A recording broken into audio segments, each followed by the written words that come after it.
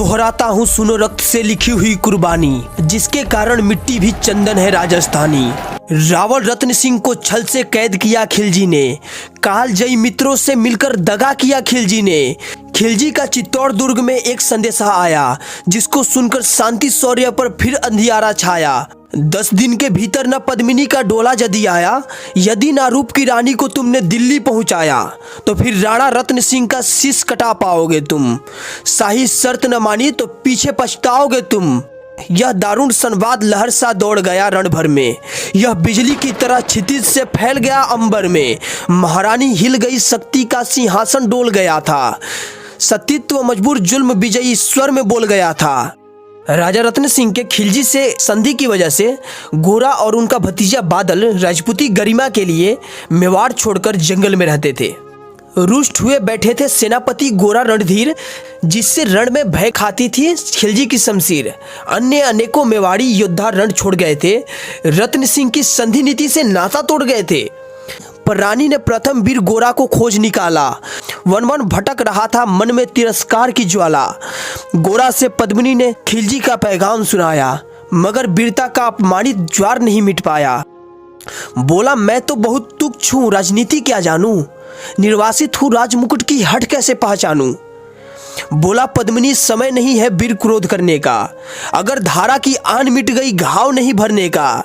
दिल्ली गई पद्मिनी तो पीछे पछताओगे, दिल्ली गई पद्मिनी तो पीछे पछताओगे, जीते जी राजपूती कुल को दाग लगा जाओगे। राणा ने जो कहा किया वो माफ करो सेनानी, यह कहकर गोरा के कदमों में झुकी पद्मिनी रानी। यह क्या करती हो गोरा, पीछे हट बोला, और राजपूती गरिमा की फिर धधक उठाता सोला। महारानी हो तुम सिसोदिया कुल की, जगदम्बा हो, प्राण प्रतिष्ठा एक लिंग की ज्योति अग्निगंधा हो। जब तक गोरा के कंधे पर दुर्जय शीश रहेगा, महाकाल से भी राणा का मस्तक नहीं कटेगा। तुम निश्चिंत रहो, महलों में देखो समर भवानी, और खिलजी देखेगा कि सरिया तलवार का पानी। राणा के सकुशल आने तक गोरा नहीं मरेगा, एक पहर तक सर कट जाने पर भी धड़ युद्ध करेगा। एक लिंग की शपथ, महाराणा वापस आएंगे, महाप्रलय के घोर प्रभंजन भी नहीं रोक पाएंगे। शब्द शब्द मेवाड़ी का था तूफानी, शंकर के डमरू में जैसे जाएगी वीर भवानी, जिसके कारण मिट्टी भी चंदन है राजस्थानी। दोहराता हूँ सुनो रक्त से लिखी हुई कहानी। खिलजी मचला था पानी में आग लगा देने को, खिलजी मचला था पानी में आग लगा देने को, पर पानी प्यासा बैठा था ज्वाला पी लेने को। गोरा का आदेश हुआ, सज गए 700 डोले, और बाकुरे बादल से गोरा सेनापति बोले, खबर भेज दो खिलजी पर, पद्मिनी स्वयं आती हैं, अन्य 700 सखिया भी वे साथ लेकर आती हैं। स्वयं पद्मिनी ने बादल का कुमकुम तिलक किया था, दिल पर पत्थर रखकर भीगी आंखों से विदा किया था। और 700 सैनिक जो यम से भी लड़ सकते थे, हर सैनिक सेनापति था, लाखों से लड़ सकते थे। एक एक कर बैठ गए, सज गई डोलियां पल में, मर मिटने की होड़ लग गई मेवाड़ी दल में। हर डोली में एक वीर था, 4 उठाने वाले, पांचों ही शंकर के गढ़ की तरह समर मत वाले। बजा कूच का शंख, सैनिकों ने जय जयकार लगाई, हर हर महादेव की ध्वनि से 10 दिशा लहराई। गोरा बादल के अंतस में जगी ज्योत की रेखा, मातृभूमि चित्तौड़ दुर्ग को फिर जी भर के देखा। कर अंतिम परिणाम, चढ़े घोड़े पर सुभट अभिमानी, देशभक्ति की निकल पड़े लिखने वो अमर कहानी, जिसके कारण मिट्टी भी चंदन है राजस्थानी। दोहराता हूँ सुनो रक्त से लिखी हुई कहानी। जा पहुंची डोलिया एक दिन खिलजी के सरहद में, उधर दूत भी जा पहुंचा खिलजी के रंग महल में। बोला, सहंसा पद्मिनी मलिका बनने आई हैं, रानी अपने साथ हुस्न की कलियां भी लाई हैं। एक मगर फरियाद उसकी फकत पूरी करवा दो, राणा रत्न सिंह से एक बार मिलवा दो। खिलजी उछल पड़ा का फौरन यह हुक्म दिया था, बड़े शौक से मिलने का शाही फरमान दिया था। यह शाही फरमान दूत ने गोरा तक पहुंचाया। गोरा झूम उठे, उस क्षण बादल को पास बुलाया। बोला, बेटा वक्त आ गया अब कट मरने को, बोला बेटा वक्त आ गया अब कट मरने को।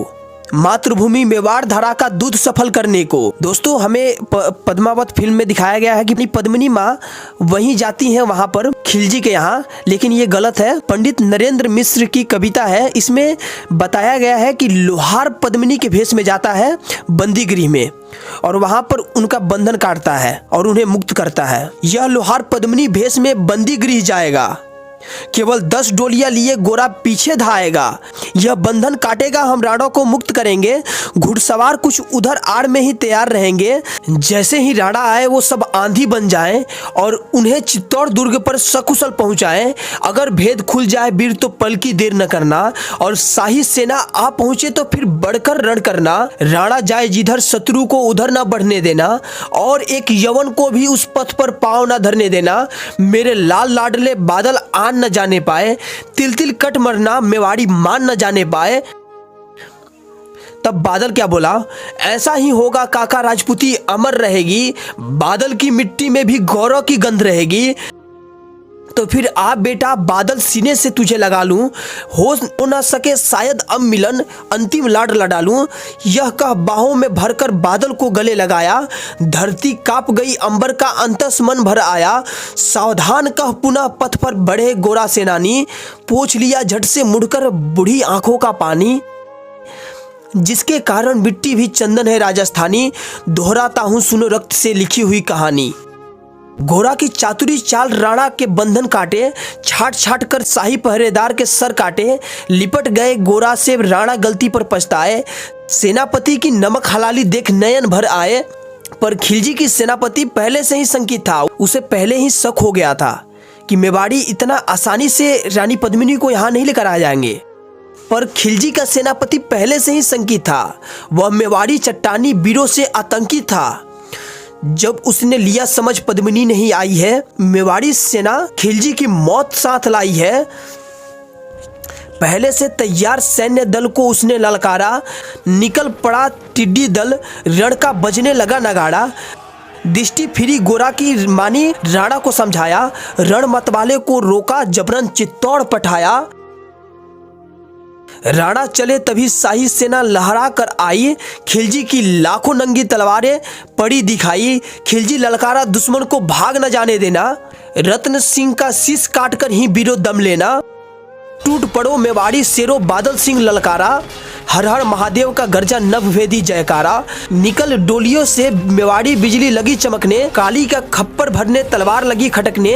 राणा के पथ पर शाही सेनापति तनिक बढ़ा था, पर उस पर तो गोरा हिमगिर सा अड़ा खड़ा था। कहा, जफर से एक कदम भी आगे ना बढ़ सकोगे। यदि आदेश ना माना तो कुत्ते की मौत मारोगे। रत्न सिंह तो दूर न उनकी छाया तुम्हें मिलेगी। दिल्ली की भीषण सेना की होली अभी जलेगी। यह कह के महाकाल बन गोरा रण में हुकारा। लगा काटने शीश बही समर में रक्त की धारा। खिलजी की असंख्य सेना से गोरा घिरे हुए थे, लेकिन मानो वे रण में मृत्युंजय बने हुए थे। पुण्य प्रकाशित होता है जैसे अगृत पापों से। फूल खिला रहता असंख्य कांटों के संतापों से। वो मेवाड़ी शेर अकेला लाखों से लड़ता था। बढ़ा जिस तरफ वीर उधर ही विजय मंत्र पढ़ता था। इस भीषण रण से दहली थी दिल्ली की दीवारें। गोरा से टकराकर टूटी खिलजी की तलवारें, मगर कयामत देख अंत में छल से काम लिया था। गोरा की जांघ पर अरी ने छिपकर वार किया था। वहीं गिरे वीरवर गोरा, जाफर सामने आया। शीश उतार दिया धोखा देकर मन में हर्षाया। मगर वाह रे मेवाड़ी, गोरा का धड़ भी दौड़ा। किया जाफर पर वार की जैसे सर पर गिरा हथौड़ा। एक बार में ही शाही सेनापति चिर दिया था।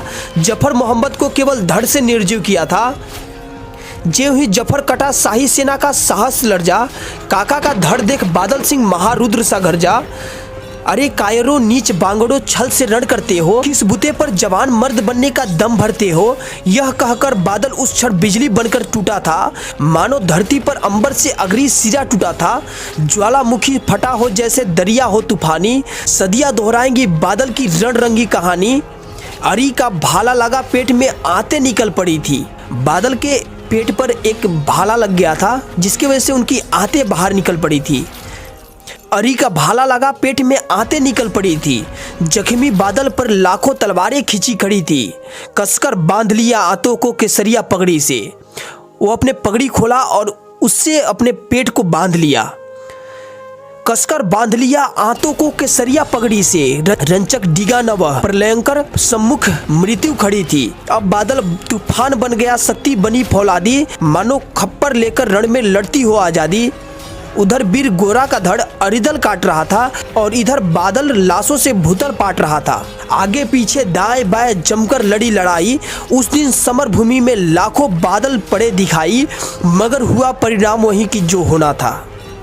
मगर हुआ परिणाम वही की जो होना था। उनको तो कणकण अरियों के सोने से धोना था। मेवाड़ी सीमा में राणा सकुशल पहुंच गए थे। गोरा बादल तिल तिल कर रण में खेत रहे थे। एक एक कर मिटे सभी मेवाड़ी वीर सिपाही रत्न सिंह पर, लेकिन रंचक आंच न आने पाई। गोरा बादल के शव पर भारत माँ भी रोई थी। उसने अपनी 2 प्यारी ज्वलंत मड़ियाँ खोई थी।